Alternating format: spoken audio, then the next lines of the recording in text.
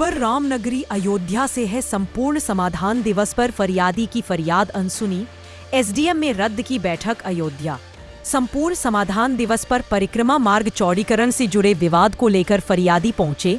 SDM द्वारा बैठक बुलाई गई थी, लेकिन किसी कारणवश उसे रद्द कर दिया गया। फरियादी का आरोप है कि वह 2 घंटे तक इंतजार करता रहा और फिर अधिकारियों ने अगली तारीख पर बैठने की बात कहकर टाल दिया। पीड़ित का कहना है कि परिक्रमा मार्ग पर नजूल जमीन पर दबंगों का अवैध कब्जा है। इस कब्जे को हटाने के बजाय जिले के माननीय लोग कब्जेदार को बचाने में लगे हैं, जिससे न्याय नहीं मिल पा रहा है। पीड़ित ने आरोप लगाया कि संबंधित दबंग अधिकारियों को रिश्वत देने और क्षेत्र में टैक्सी स्टैंड से लाखों की वसूली करने की बात खुलेआम करता है। साथ ही बताया कि पूर्व में जिला अधिकारी नीतीश कुमार द्वारा भी इस जमीन पर अवैध कब्जे की रिपोर्ट लगाई जा चुकी है। इसके बावजूद कार्रवाई नहीं हो रही। फरियादी ने कहा कि मुख्यमंत्री योगी आदित्यनाथ जी की मंशा है कि अतिक्रमण हटे और जनता को न्याय मिले, लेकिन जिले के कुछ लोग दबंगों को संरक्षण दे रहे हैं। 14 को उसी परिक्रमा मार्ग का विस्तारीकरण कर आज इस संदर्भ में एसडीएम साहब ने हम लोगों को मीटिंग के लिए बुलाया था जन सुनवाई करने के लिए। वो लेकिन किन्हीं कारणों से वो मीटिंग को उन्होंने कैंसिल कर दिया। 2 घंटे बैठाने के बाद, वार्ता करने के बाद, और उनका पुनः डेट देंगे। लेकिन एक व्यक्ति विशेष को बचाने के लिए जिले के माननीय लोग लगे हैं, ये कहाँ तक न्याय उत्तम है। और मुझे माननीय मुख्यमंत्री जी से है कि अगर उन्हीं की पार्टी की, उन्हीं के सरकार के लोग उनको एक व्यक्ति दबंग अवैध अतिक्रमणकारी को बचाने पे लगेंगे तो सरकार की छवि भी धूमिल हो रही है। इससे सरकार की छवि, और 100 बार एप्लीकेशन देने के बाद भी कार्रवाई ना, और क्षेत्र में जाके कहना कि मैं एसडीएम साहब के स्टैनों को पैसा देता हूँ, डीएम साहब के स्टैनों को पैसा देता हूँ, अधिकारियों को पैसा देता हूँ, ये कहाँ तक न्यायोचित है। अगर क्षेत्र में घूम घूम के कहे टैक्सी स्टैंड से कुछ नहीं तो 3 लाख रुपये प्रतिमाह की वसूली मुरारी सिंह यादव जो पूर्व पार्षद हैं वो करते हैं। आप लोग अतिक्रमण के मामले में हम लोगों ने कहा कि जब आपको उत्तर साइड में नजूल की ज़मीन सरकारी खाली पड़ी हुई है और अवैध अतिक्रमण जिस पे माननीय जो पूर्व हमारे जिलाधिकारी महोदय श्री नीतीश कुमार जी थे, उन्होंने रिपोर्ट लगा रखी है कि अवैध अतिक्रमण मुरारी सिंह यादव जी ने कर रखा है। तो अवैध अतिक्रमण खाली कराने में प्रशासन को कोई दिक्कत नहीं होना चाहिए, क्योंकि माननीय मुख्यमंत्री जी की मंशा है कि अवैध अतिक्रमणकारी को हम खाली कराएंगे।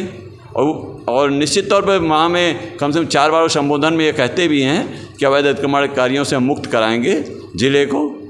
इसी संदर्भ में हम लोग आज एसडीएम साहब से भी मिले हैं। क्या नाम है? सूर्य कुमार तिवारी, पार्षद कल्याण सिंह वार्ड। गुलाब नगर प्रकरण है जिसमें जो है चौड़ीकरण होना था 14 कोसी परिक्रमा मार्ग के अंतर्गत, लेकिन उसमें क्या है, कुछ विवाद है कि सामने नजूल सरकार की खाली पड़ी ज़मीन है, उस पर एक व्यक्ति विशेष कब्जा कर रखा है।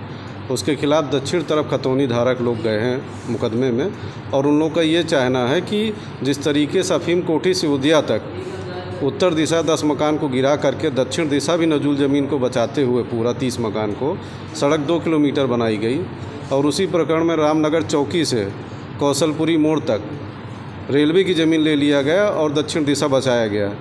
तो हम प्रशासन से ये जानना चाहते हैं कि क्या कारण है कि नाका हनुमानगढ़ी से गुलाब नगर में उत्तर दिशा की सरकारी ज़मीन को नहीं लिया जा रहा है, अवैध कब्जा नहीं हटाया जा रहा, टैक्सी स्टैंड नहीं हटाया जा रहा है, उसको कौन बचाने में सम्मिलित है।